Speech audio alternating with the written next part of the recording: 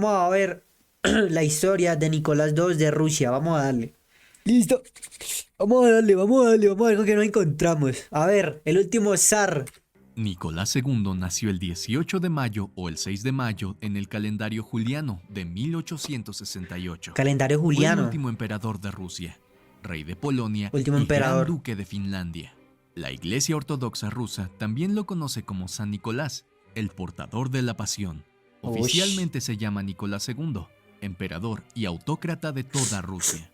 Hijo de Alejandro III, Mírenlo. gobernó desde la muerte de su padre el 1 de noviembre de 1894 hasta su abdicción el 15 de marzo de 1917. Uf, pero Durante gobernó su harto reinado, tiempo, vio cómo weón. Rusia pasaba de ser una potencia mundial a un desastre económico y militar. Ay, Como madre. jefe de Estado, aprobó la movilización de agosto de 1914, que marcó el primer paso fatal hacia la Primera Guerra Mundial, la Revolución y la consiguiente caída de la dinastía Romanov. Ok. Nicolás II. Rusia, a finales del siglo XIX y a principios del siglo XX, era el sexto país más grande del planeta. Unos 130 millones de súbditos estaban dispersos por esa zona, no solo eslavos, sino también bálticos, judíos, alemanes, georgianos, armenios, uzbecos y tártaros. En 1891, el gobierno imperial inició la construcción del 891. ferrocarril más largo de Rusia, el Transiberiano. Un ferrocarril que partiría del centro de Moscú y se extendería a lo largo de 6.500 kilómetros. Casi todo En Rusia. aquella época Moscú no era la capital del imperio. Perdió esta condición cuando Pedro el Grande construyó San Petersburgo a principios del siglo XVIII. Petro el Grande, ¿ah? En el siglo XIX, el régimen autocrático ruso atravesaba una serie de dificultades, pero el zar Alejandro III, padre de Nicolás II, parecía saber cómo hacer funcionar el sistema. La persona del zar era el gobierno de Rusia. Su poder era absoluto, debiendo la Ok, era como el satisfacción presidente solo ahora a mismo. Dios. El poder fluyó de arriba a abajo en todo el imperio. Las actitudes autoritarias de Oiga, Alejandro qué loco como toda esa cosa de la historia de reyes, de zar, se acabó en varios países, pero en el Reino Unido siguió la vuelta, ¿no? O sea, muy III loco aumentaron tras el ese reinado asesinato como de su sigue. padre, Alejandro II.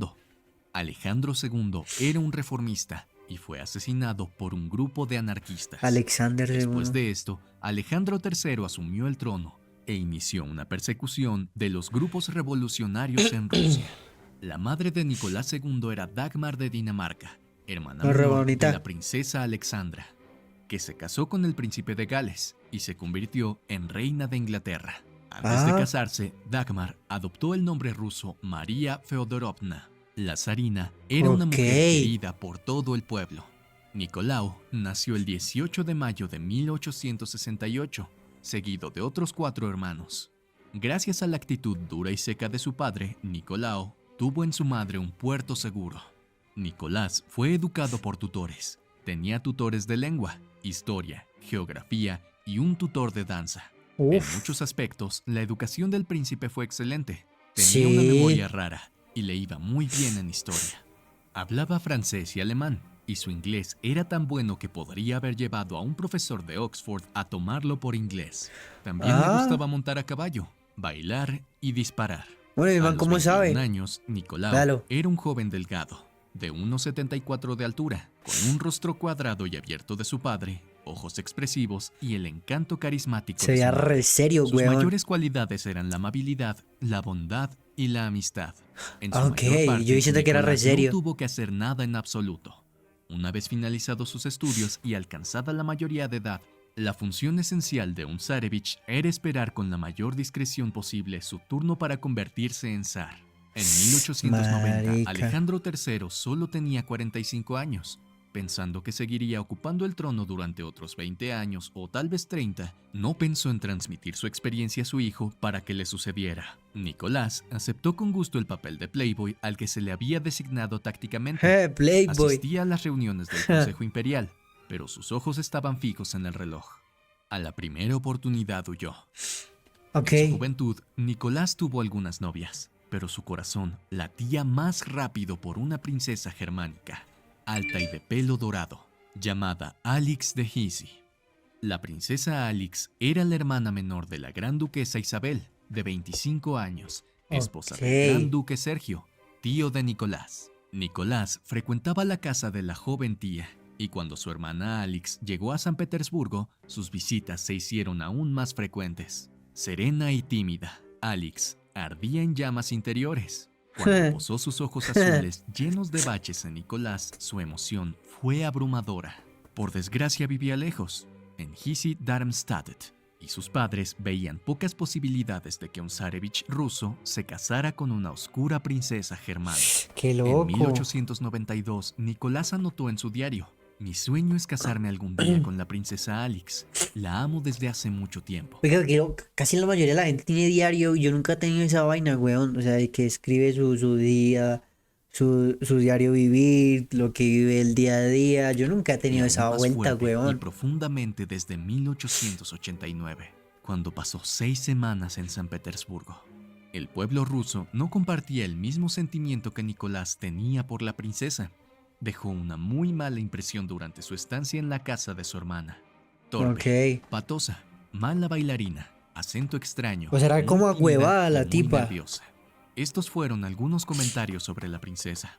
La sociedad criticó abiertamente a la princesa, pues sabía que el zar y la zarina eran abiertamente antialemanes y no tenían intención de permitir ese matrimonio. En medio de todo esto, Nicolás mantuvo sus esperanzas de casarse con su amada. Ok, Incluso re crack. llegó a perderse para verla y pedir su mano en matrimonio. Mientras gozaba de buena salud, Alejandro III ignoró las intenciones de su hijo. Pero en el invierno de 1894, el zar cogió una gripe y empezó a tener problemas Se de riñón. enfermó y nunca Cuando le su enseñó a vitalidad su empezó a hijo cómo sufrir un debía deterioro reinar. alarmante, Alejandro tuvo que pensar en cómo se las arreglaría Rusia sin él. Mm. Así que los padres de Nicolás le permitieron pedir la mano de Alix en matrimonio. En 1893, Nicolás fue Pues eran reparecidos, weón.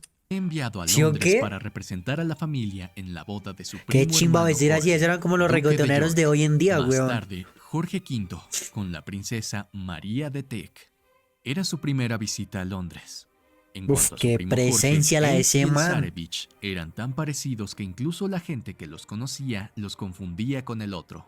Tras la boda, Nicolás visitó el castillo de Windsor y almorzó con la reina Victoria. Al año siguiente, el hermano mayor de Alix se casó en Coburgo. Todas las familias reales enviaron representantes a ese evento. En Rusia, Nicolás sería el representante. Y no solo iba a representar a su país, sino que con el permiso de los países iba a pedir la mano de su amada Alix en matrimonio. Ok. Eso es lo que hizo. O sea, el Sin man. embargo, la chica no aceptó al principio. Uh. Estaba muy confundida por la idea de abandonar su religión y adoptar otra. Fue entonces cuando la hermana de Alix habló con la joven y le mostró su experiencia en el cambio de religión, diciéndole que no era algo inusual. Al día siguiente, Alix decidió aceptar.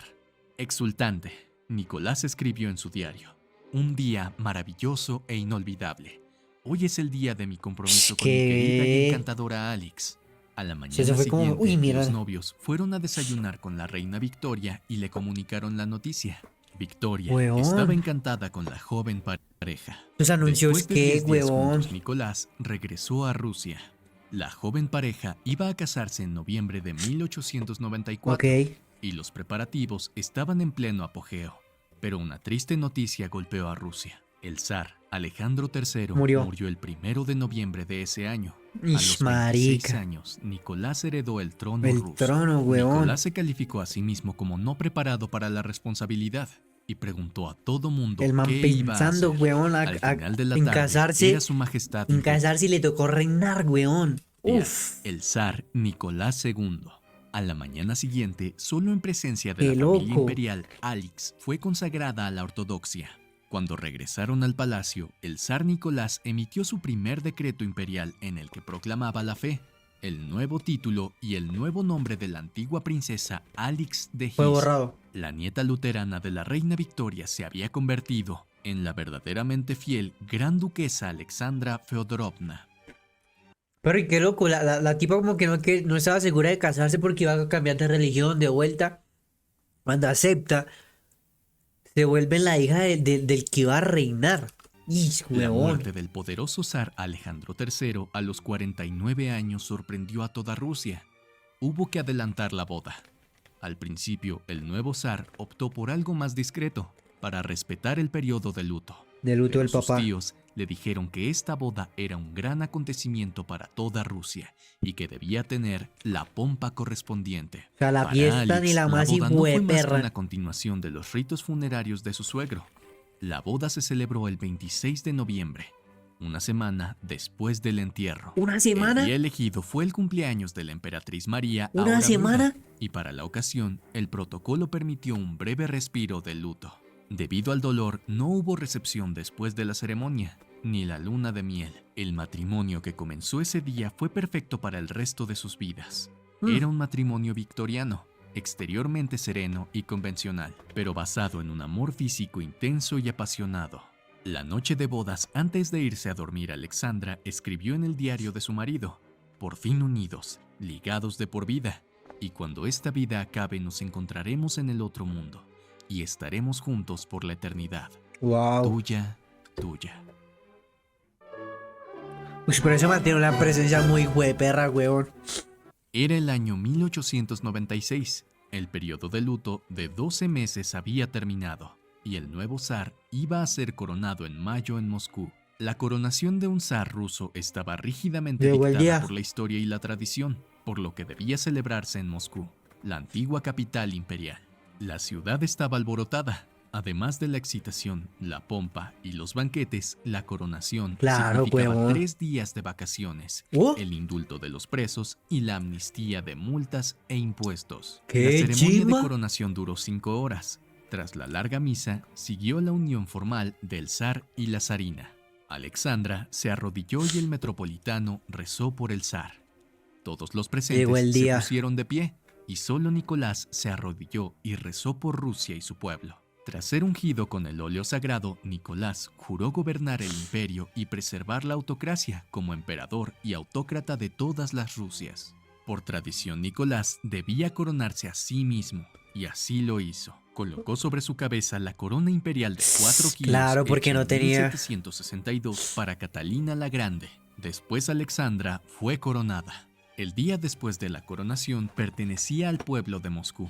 El gran duque Sergio, gobernador general de la ciudad, había organizado Iniciaba la el nuevo tradicional legado. fiesta al aire Y, libre, huevón, a qué la que miedo. asistían O el sea, zar que. y la emperatriz en un campo cercano. La noche anterior, miles de personas ya habían acudido al campo, sin molestarse en dormir previamente.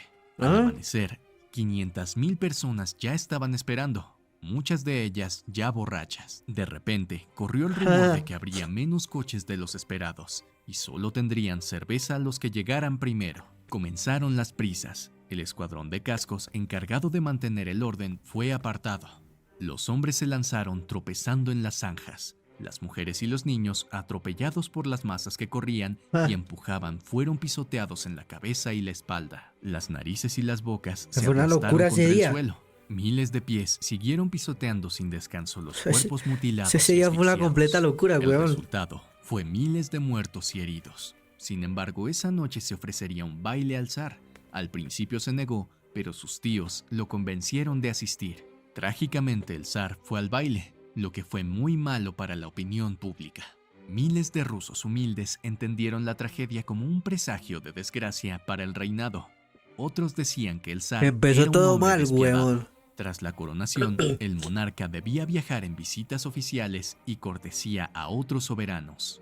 El verano de 1896, Se empezó todo Nicolás mal. y Alejandra viajaron a Viena y luego a Inglaterra para visitar a la reina Victoria. Durante este viaje, el zar pasó por Francia y allí renovó la alianza que había hecho durante el reinado del padre de Nicolás. Se formó la Triple Entente contra Alemania.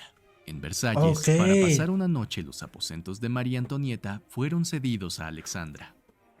El nuevo zar. De vuelta a casa, Nicolau se sumergió en el horrible trabajo que he temido toda mi vida, según sus propias Ser palabras. zar, Su huevón. madre todavía le ayudaba en esta tarea. Mucho más difícil para Nicolás fueron sus tíos, los 4 hijos supervivientes de Alejandro III, Vladimir, Alexei, Sergio y Paul.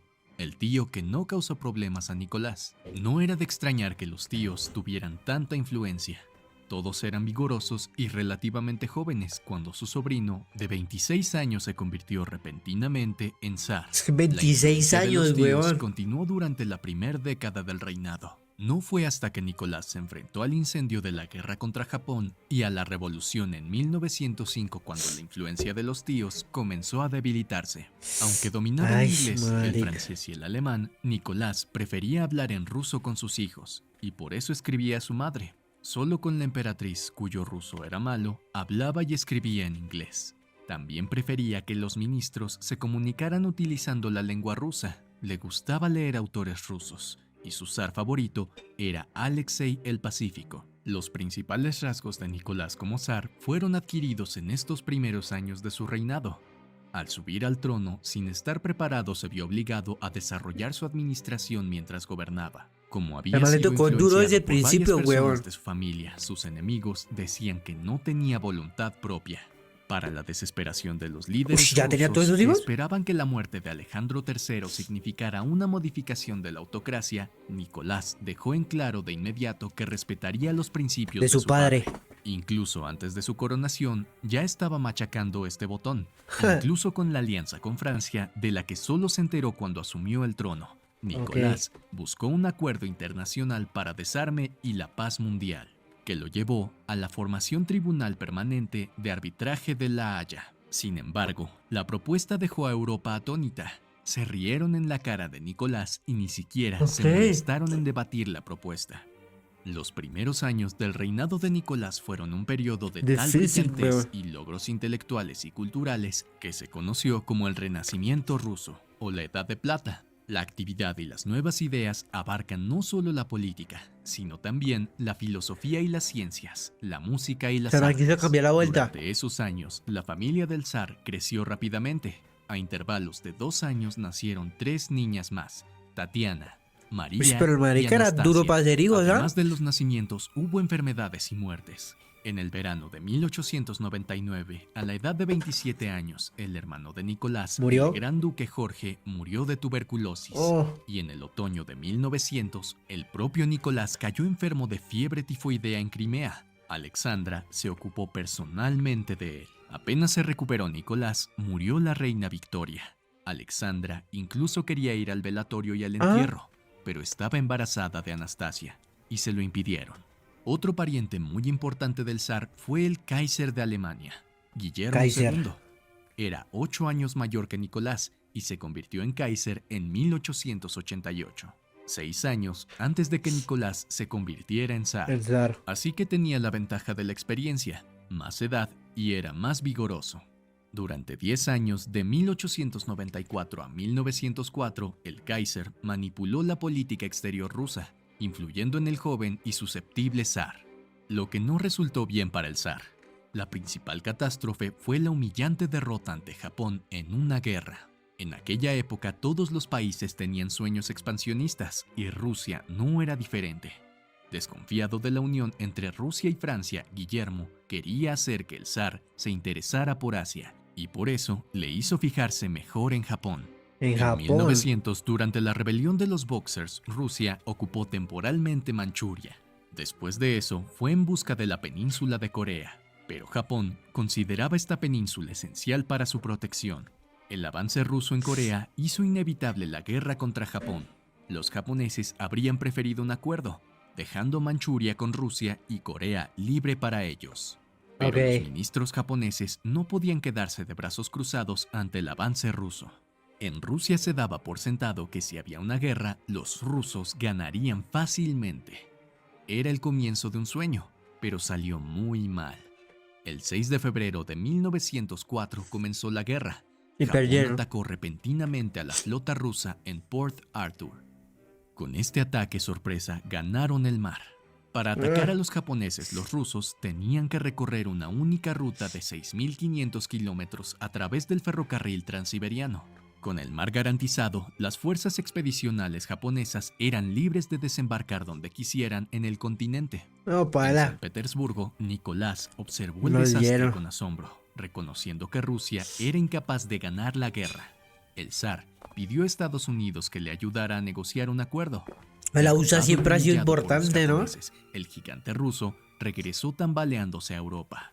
Además, Rusia ya no era el vecino al que debían temerle los alemanes. Guillermo pensó que podía contar con la amistad de Nicolao e intentó hacerle romper la alianza con Francia, pero no aceptó y trató de alejar a su amigo del Jaguar. En 1905 había perdido una guerra y su país se hundía rápidamente en la revolución.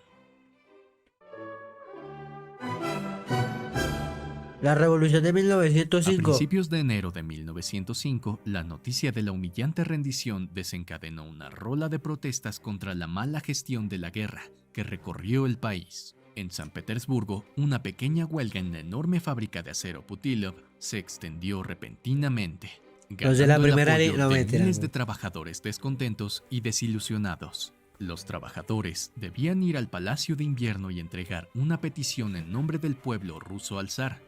Además de la liberación, la petición exigía específicamente una asamblea constituyente, el sufragio universal, la separación de la Iglesia y el Estado, la amnistía para los presos políticos, el impuesto sobre la renta, un salario mínimo y una jornada laboral de 8 horas. Ahí El zar, empezó. que se encontraba en Tsarskoye-Selo, no había tenido información sobre la marcha o la petición.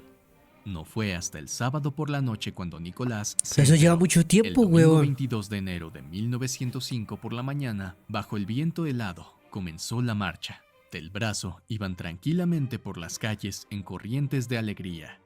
A las 2 de la tarde, la gente se reunió frente al Palacio de Invierno, como estaba previsto. No hubo ni un solo enfrentamiento con las tropas. Sin embargo, sin ninguna advertencia y ningún indicio de disturbios, los soldados abrieron fuego. Las balas alcanzaron a los hombres, mujeres y niños. Uy, La qué- cifra oficial de muertos fue de 92. y Uy, muchos qué cientos de ratas, heridos. huevón. Probablemente la cifra real era mayor. Ese día, conocido como el Domingo Sangriento, fue el punto de inflexión en la historia de Rusia. Qué Esto ratas, sacudió las huevón. antiguas y legendarias creencias de que el zar y el pueblo eran uno. En el Tsarskoye-Selo, Nicolás se quedó perplejo al saber lo que había pasado. Un día doloroso, escribió esa noche. Los ministros se reunieron y sugirieron que el zar se desvinculara de lo sucedido, afirmando que las tropas habían disparado sin la Porque orden. sí. Nicolás se negó a difamar al ejército y decidió recibir a algunos representantes sindicales. Pero el Domingo Sangriento fue solo el comienzo de un año de terror. 3 semanas después, en febrero, el gran duque Sergio, tío de Nicolás y marido de ella, fue asesinado en Moscú. Con el paso de los meses, la violencia se extendió a todos los rincones de Rusia. Fue entonces cuando los marineros del acorazado Poketmin se amotinaron y comenzaron a bombardear ciudades. A Les dieron mediados un de golpe de octubre de estado. 1905, toda Rusia quedó paralizada por una huelga general. Golpe de Las estado, banderas huevón. rojas ordenaban en las ciudades. En el campo, los campesinos invadieron las propiedades. De una hora a otra se levantaron los soviets y un astuto orador se erigió en su Qué líder. loco. Era León Trotsky, miembro marxista del Partido Socialdemócrata. La revolución estaba lista, solo necesitaba una chispa. Solo había 2 caminos abiertos para el zar: encontrar un soldado enérgico para aplazar la rebelión por la fuerza, lo que significaría ríos de sangre, o el otro camino sería dar al pueblo derechos civiles, libertad y una constitución. No estaba exento de riesgos. Sería la única salida en este momento. La única fácil. Así, el 30 de octubre de 1905, Rusia pasó de ser una autocracia absoluta a una monarquía semiconstitucional. Se elegiría un parlamento, la llamada Duma. No era tan liberal como la monarquía constitucional de Inglaterra, pero ya era un paso. En todos los meses de Mírelo. la guerra con Japón Se va a y tener la una presencia revolución muy en hueperra. 1905, Nicolás y Alejandra solo tuvieron un breve momento de completa alegría. El 12 de agosto de 1904, Alex da a luz a un niño. El niño recibió el nombre de Alexei. El niño nació con un peso de 3,6 kilos. Alexei, llamado hombre. así en honor al zar Alexei, el favorito de Nicolás, fue el primer hijo de un zar reinante en Rusia desde el siglo XVII. Parecía un buen presagio, una señal de esperanza. 6 semanas más tarde, Míralo. la pareja imperial se mostró aprensiva, pues apareció una hemorragia en el ombligo de Alexei. Pasaron los meses. Alexei ya se mantenía erguido en su cuna. Empezó a levantarse y a caminar. Oh, Al tropezar y caer, aparecieron pequeñas manchas en las piernas y los brazos. En pocas Se horas, enfermó. las manchas se hincharon y adquirieron un color azulado. Bajo la piel, la sangre no se coaguló. La terrible sospecha de sus padres se confirmó. Alexei tenía hemofilia. Oculta a la vista del público, ¿Qué era eso? escondida en los rumores, actuando desde dentro, esta tragedia oculta cambiaría la historia de Rusia y del mundo. El secreto de la enfermedad de Alexei permaneció oculto y bien guardado en los límites interiores de Tsarskoye Selo, la ciudad del zar. Cuando el niño sufrió una lesión grave, los médicos no pudieron hacer nada para que mejorara. El niño pasaba días en agonía, esperando que la enfermedad se curara por sí sola. Solo con la llegada de Rasputín, las cosas empezaron a mejorar, Rasputín. o al menos eso creían. Rasputín era un monje de Siberia, famoso por ser un sanador y hombre de Dios. Bajo este manto de santidad se escondía un hombre aniñado que se entregaba al lujo en sus ratos libres. También era humilde y de origen campesino, y como se hizo muy cercano a la familia imperial, encontró una gran oposición por parte de la aristocracia. Rasputín comenzó a acompañar a Alexei y a vivir en el círculo íntimo de la familia imperial. Ok, Cualquier se olvidó la mano problema o derecha. empeoramiento de la enfermedad, él estaría cerca para curar al niño. La cercanía e influencia de Rasputín Pero qué loco, weón. El primer hombre de la familia y nació hizo que enfermo, surgieran ¿ah? varios rumores en la sociedad, y desde entonces, Nicolás, Alexandra y Rasputín tenían su reputación en juego. Camino a la guerra. Con la ayuda del primer ministro, Rusia estaba por fin en el siglo XX. La monarquía absoluta se transformaba en una Qué forma de bonito, gobierno ¿no? más sensible a la voluntad del pueblo. Para mejorar la situación, de 1906 a 1911, Rusia tuvo excelentes cosechas. Con mucha comida, el gobierno subió los impuestos y mantuvo un presupuesto equilibrado. Ok. Se construyeron ferrocarriles y se crean empresas. Se abolió la censura de la prensa y el gobierno se hizo más liberal en el ámbito de la tolerancia religiosa. Para algunos marxistas parecía que el sueño de la revolución estaba muerto y enterrado. La fructífera asociación entre el zar y el primer ministro Stolypin Mire. llegó a su fin en 1911, Falleció. cuando fue asesinado. Ah, lo mataron, Casualmente, huevón. había iniciado una investigación contra Rasputín para investigar la cordura del monje. Con el fin de la censura, la prensa habló abiertamente de Rasputín como un siniestro aventurero que controlaba los nombramientos en la iglesia y dominaba el oído de la emperatriz. Además, surgieron rumores de que el monje y la emperatriz compartían la misma cama. Nicolás se sintió muy ofendido al ver el nombre y el honor de su esposa arrastrados por el ¡Ay, barro. La libertad de marica! expresión era algo muy nuevo para ellos. Sin embargo, estaba fuera del radar imponer de nuevo la censura. Los primeros Y ministros claro, que se papi. hicieron cargo de la Duma Y en ese tiempo, o sea, como que digan, ay, papi, ¿qué se más está metiendo con tu mujer? Uy, en ese tiempo era re jodido, huevón. Dímelo, Jisoo. Ey, papi, andabas perdido, huevón. ¿Cómo estás? ¿Cómo va todo? ¿Todo bien? ¿Todo bien? tuvieron que demostrar su capacidad al zar, a los diputados de la Duma y ¿El de también Donato? a Rasputín. Buscar enfrentarse al monje era una certeza de resignación, ya que la protección de Alexandra Ok, era danos, por muy favor. fuerte. Hasta entonces Rasputín solo quería vivir su vida como un vagabundo y tratar de ayudar a la enfermedad de Alexandra. Sin embargo, su conducta se convirtió en el centro de la noticia. La familia Qué del zar loco, y los huevón. políticos experimentados trataron de distanciarlo de la emperatriz. La emperatriz defendió a Rasputín con tanto ardor que a la gente le resultaba difícil disociar a la emperatriz y al monje. Sí, Sin querer huevón. ponerse en contra de su mujer Nicolás, se limitó a aceptarlo. En Ay, o sea que la vieja también le montó cacho, huevón, al man. Qué fuerte, huevón. Camellando duro, es que esa es, 1913, huevón, hay el que mundo dorado camellar de la duro. aristocracia Esa europea es, pero qué parecía chimba, estar qué en su chimba. apogeo, pero las señales de peligro ya se estaban dando. Para Qué Rusia, loco, huevón. 1913, El último zar de Rusia, Nicolás II. Es que pillé un video en TikTok que hablaba de cosas así del pasado, de la antigüedad. Y yo no sabía esta vuelta de los zar en Rusia, y ahí se mantuvo una muerte trágica, o sea, fue totalmente loca la muerte de él, bueno, de toda su familia. Y estoy mirando quién era el man, que fue alguien muy importante, que cogió el cargo de zar a una temprana edad. Fue, o sea, fue muy, muy loca la vida de este man, pero era alguien de demasiado dinero. Se fue un año de celebración. La dinastía Romanov cumplía 300 años en el poder. El 300 años, tricentenario huevón. fue un éxito extraordinario. Como jefe de la familia, Nicolás II precedía el enorme clan Romanov de los primos, tíos, sobrinos y sobrinas, y suponía mucho trabajo para el zar, lo que erosionaba la imagen de la monarquía y la Pues, papi, en el dinastía. tiempo, o sea, hace El año muchos de años era celebración muy, ha terminado muy y loco ese 1900 tema de las monarquías, de los reyes, de los zar, o sea, todo ese poco de vainas, weón. O sea, 14 qué loco. llegó Si con imagínate todo. todavía En siguiera eso. mayo, el archiduque Ah, australiano Francisco Fernando fue asesinado. Fue el comienzo de la Gran Guerra. Al ¿otra principio, guerra? Nicolás esperaba que el asesinato del archiduque no condujera a la guerra. Semanas después, le tocó a Rasputín sufrir un ataque, pero se recuperó penosamente. Lo que todo mundo no esperaba No, ocurrió. weón. Australia dio un ultimátum a Serbia, que a su vez pidió ayuda a Rusia.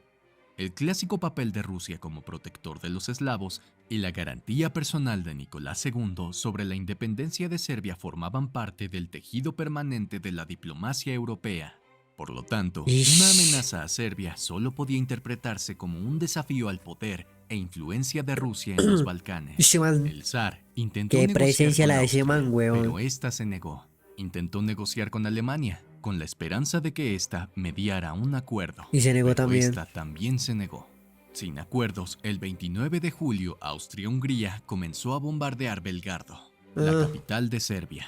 En San Petersburgo, el zar Nicolás dio la orden de movilizar a todos los distritos militares rusos con las fronteras australianas. se armó otra Nicolás guerra. también creía Oiga, qué loco como siempre la humanidad ha solucionado todo a punta de guerra. O sea, a punta de que en ese tiempo, bueno, ya existían más armas, pero se dieran machetes, se dieran de todo, weón. O sea, siempre, siempre esa ha sido la solución de los problemas, ¿ah?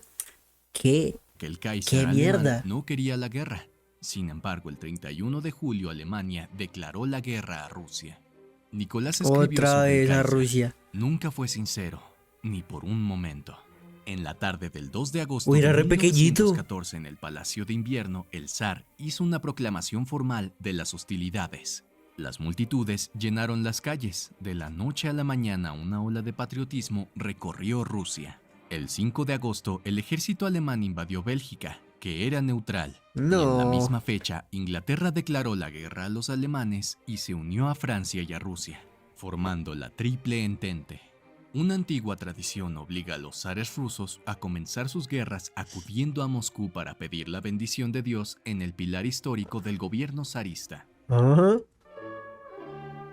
No, pobrecito ese man, weón, le tocó re 1 duro. millón de personas recibieron al zar en Moscú. Todo parecía ir bien y la población estaba eufórica.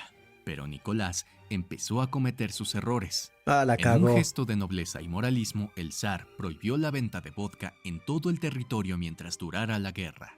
Este gesto, en una época en la que el gasto militar era tan elevado, fue más noble que sabio, porque la venta de vodka era un monopolio estatal y hacía ganar al gobierno imperial un porcentaje considerable. Y la prohibición no puso fin a la embriaguez en Rusia. Uf, qué En un loco, segundo arranque de huevón. O sea, el man en sí fue como que el único zar allá en Rusia que quiso dejar a un lado la guerra, que quiso dejar como que a un lado toda esa guerra que siempre ha habido en el mundo. Y papi, lo atacaron por todo lado, a lo bien.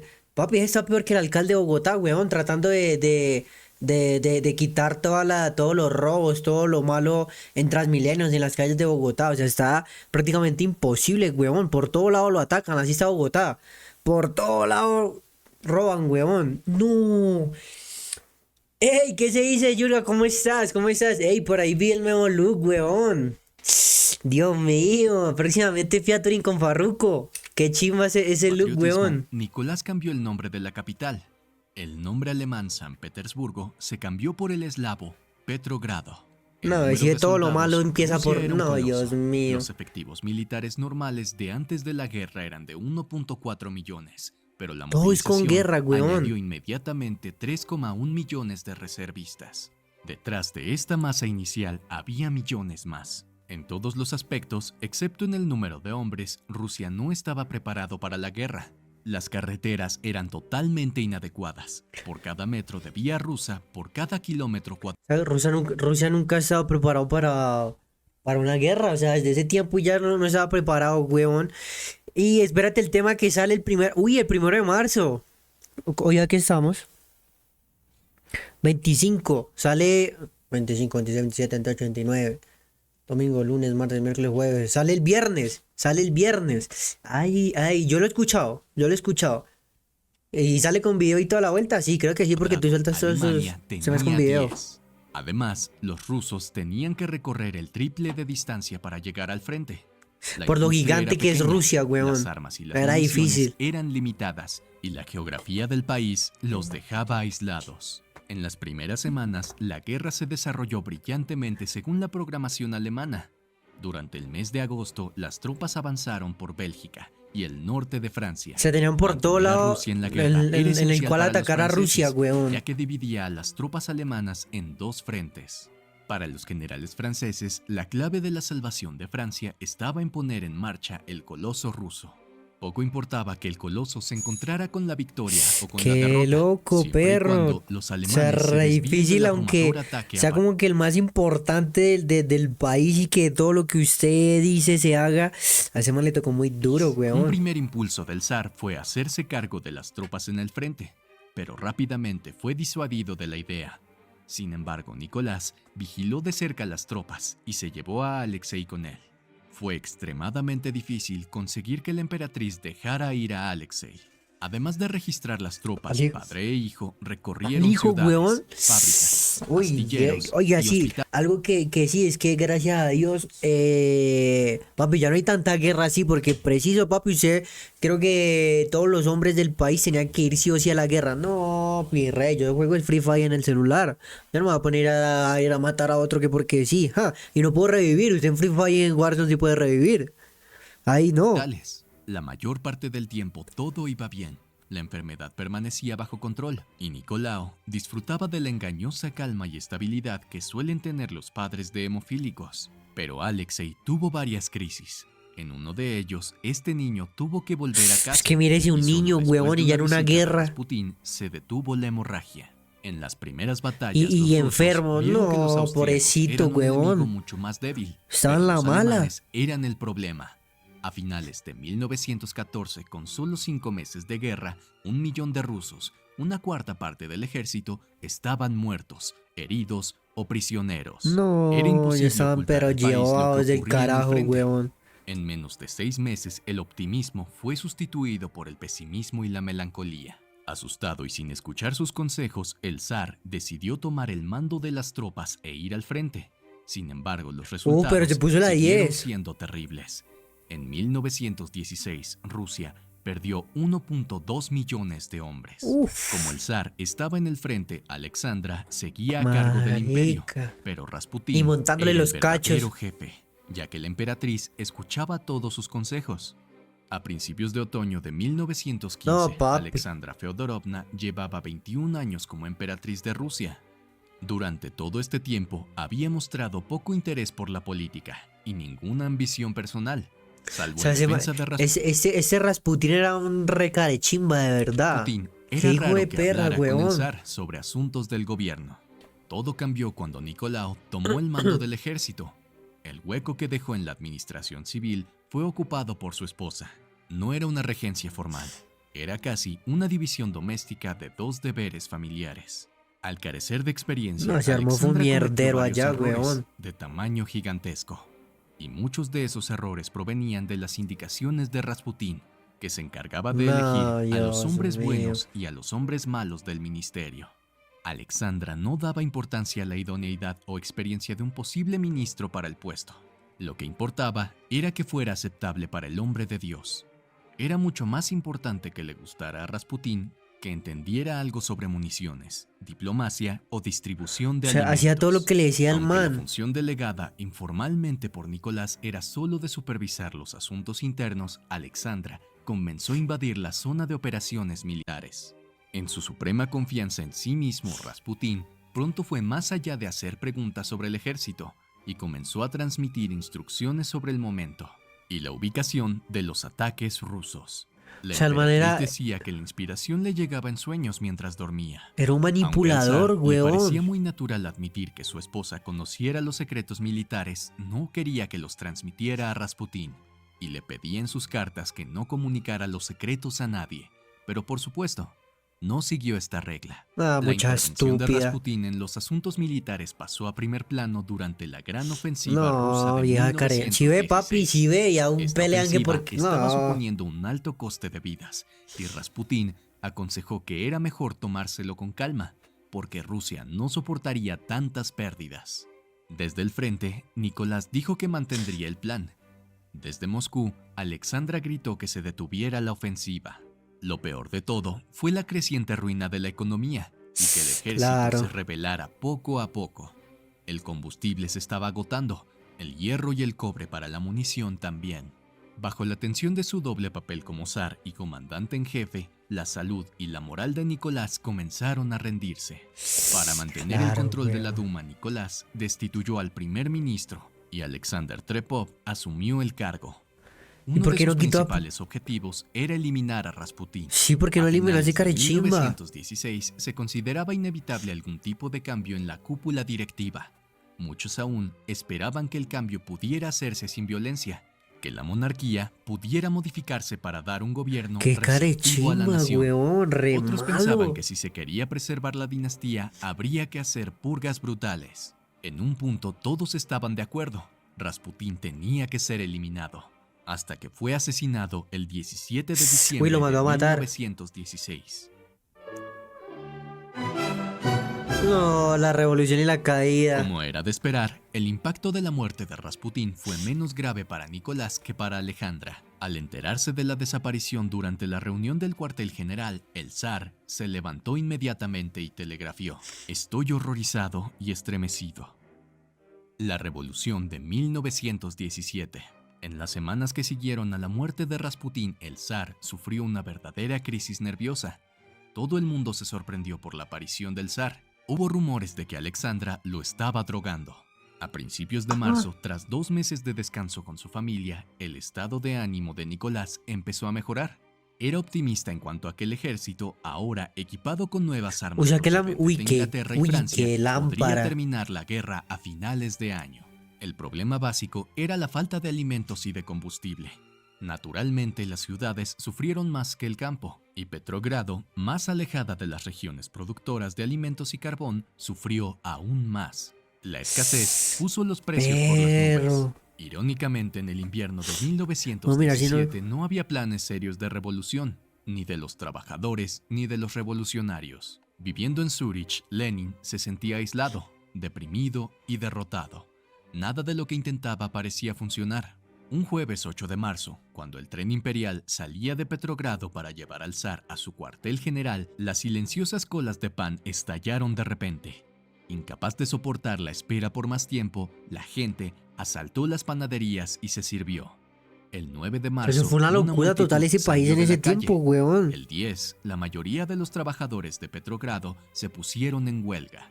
Enormes multitudes llenaron las calles, portando por primera vez banderas rojas, gritando "Abajo la guerra". A medida que la dinastía, mal informado por el primer ministro sobre la gravedad de la situación y pensando que la crisis era una de las más turbulentas huelgas que habían asolado todo su reinado, el zar seguía el mandato de sus tropas, pero dio la orden de que si era necesario, se utilizarían las tropas para despejar las calles. La huelga Mano y las firme, manifestaciones weón. continuaron. En lugar de hacer concesiones, el zar envió refuerzos. El 12 de marzo Uy, fue no, el perro, se armó fue un mierdero en Rusia en ese punto tiempo. de inflexión en Petrogrado. Por la noche, el poder había pasado a la Duma. La clave de este Fue como abrumador lo giro fue la de... deserción ¿Qué masiva fue lo que de pasó soldados aquí que en se pandemia, encontraban en recuerda? Petrogrado. Al anochecer, 66,000 soldados se habían unido a los manifestantes. No, y A hasta la los mañana soldados se le... siguiente, el zar No, se enteró de que su primer ministro había caído. En la weón, Duma, hasta el los ejército se le acontecimientos jugó en estaban pleno contra. apogeo. Allí se decidió que se No, el ignoraría ejército la ya orden chao. imperial y que Kerensky estaría a cargo de la Duma. No. Ese mismo día surgió otro poder paralelo, el Soviet del Petrogrado. En toda la ciudad triunfaba la revolución. Nicolás estaba destrozado. Todos los generales dijeron que solo tenía una salida, la abdicación. Al principio el zar abdicó en favor de su hijo, Alexei, pero entonces se enteró de que toda la familia se exiliaría y Alexei quedaría al cuidado de otra persona. Como zar, sabía que su hijo por derecho era el heredero del trono ruso. Como padre, no podía admitir que abandonara a su querido hijo en manos de extraños, ignorando todas las implicaciones de su enfermedad. Por segunda vez en ese fatídico día, Nicolás se vio obligado a tomar una decisión dramática. Cambió su abdicción. En lugar de estar a favor de Alexei, pasó el trono a su hermano, Miguel. A los 39 años, Mikhail no estaba preparado para la brusca transformación. Sin embargo, de acuerdo a la Duma, decidió abdicar. 304 años después, la dinastía Romanov había terminado. La Después de familia imperial 300... terminó en una especie de detención en el palacio de Tsarskoye-Selo. Al ver de nuevo a su mujer, Nicolás sucumbió. Apoyó su cabeza en el regazo de Alexandra y lloró como un niño. En agosto de 1917, el gobierno de Kerensky, que ocupaba el cargo de primer ministro tras la abdicción de Lvov, evacuó a los Romanov a Tobolsk, en los montes Urales, alegando que así estarían protegidos de la creciente ola revolucionaria. Allí vivieron en la antigua mansión del gobernador con bastante comodidad.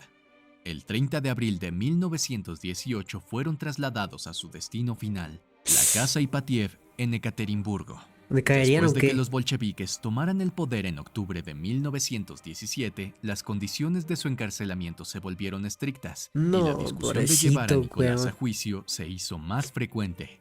Nicolás siguió los acontecimientos de la Revolución de Octubre con interés, pero sin alarmarse. Siguió subestimando la importancia de Lenin, pero empezó a sentir que su abdicación había hecho más daño que bien a Rusia.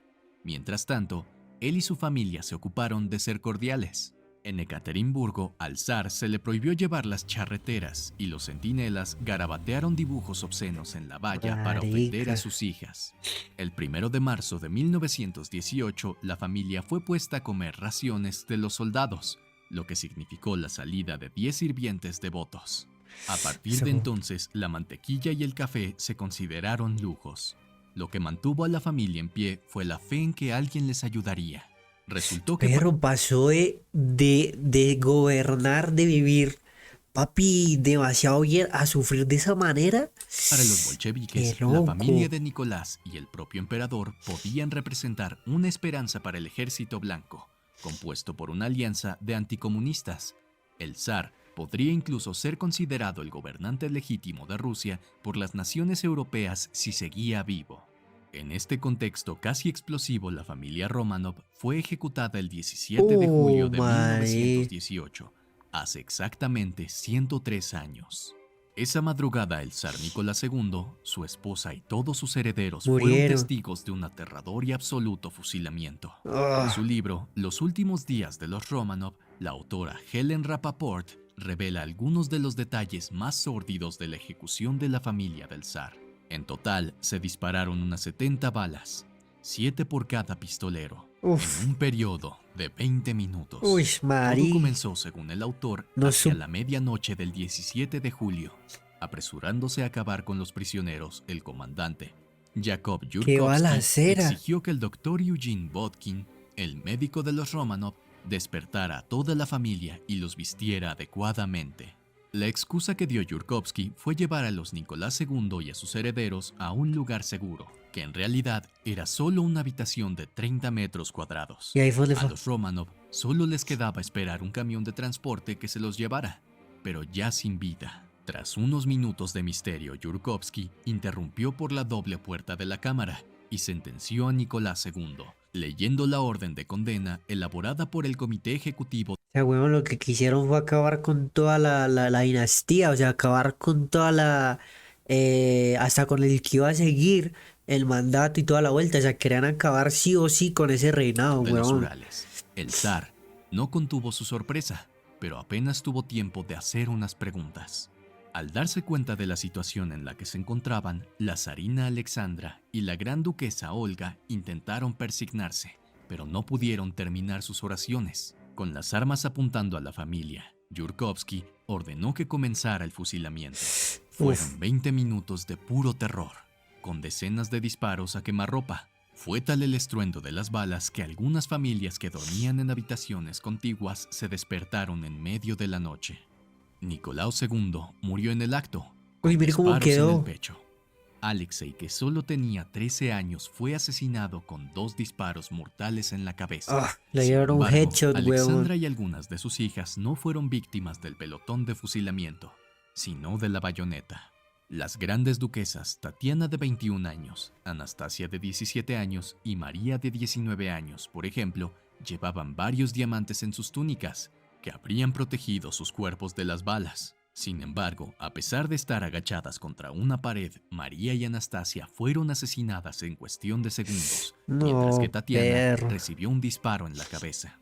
En cuanto todos los miembros de la familia y sus empleados fueron declarados muertos, se abrieron las puertas de la habitación para que el humo y la pólvora pudiera dispersarse.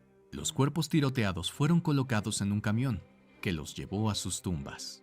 Todos los cuerpos fueron enterrados cerca de la línea ferroviaria Gorno-Uralsk. La zanja donde se No, enterraron los cadáveres perro. tenía unos 60 centímetros de profundidad, y para que no se reconociera a los Romanov, los cuerpos fueron sumergidos en ácido sulfúrico y cubiertos con cal virgen. Fue el fin definitivo del zar. Del En zar. enero de 1998, los restos excavados bajo un camino de tierra cerca de Ekaterimburgo en 1991 fueron identificados como los de Nicolás II y su familia, Y su familia, excluyendo a weón. una de sus hijas y a Alexei.